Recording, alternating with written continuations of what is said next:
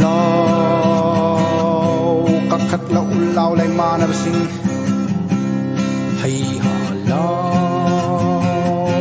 anh tung bớt xí đất phầm lơ lao ô lao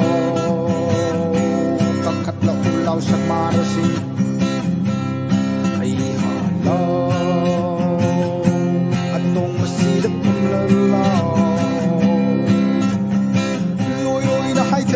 na pom singer tai na kriba pak leba tampak se loi loi na hai tha kriba na pom singer tin na kriba pak leba tampak se ni pai tu sin na tham di ramba nang ni ai gi ni khan du na ni pai tu sin na tham di ramba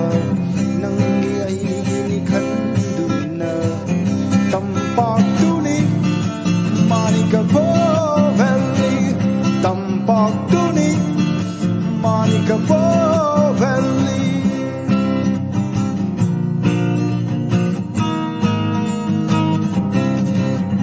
Sotki sambal sukha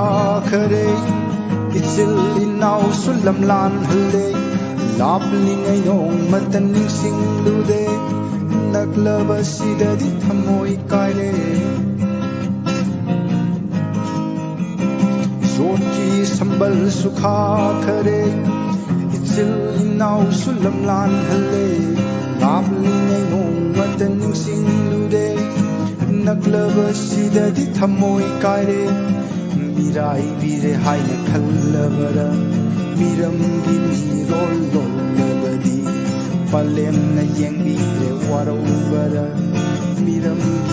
gi set labadi mirai vire hai na khallabara miram gi mirol lol labadi palem na yeng vire warobara miram gi set labadi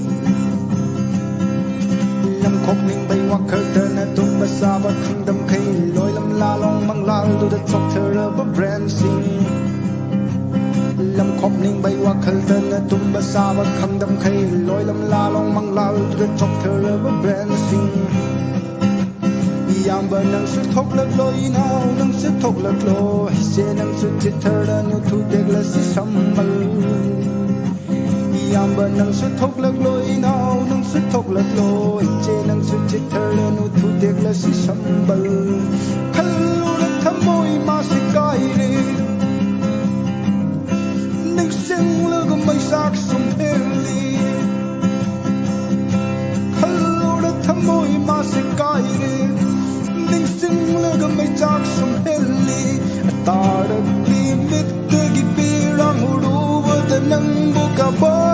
heli mi ngom de thamoi na chak chi hin lu ba da nang bu ka ba heli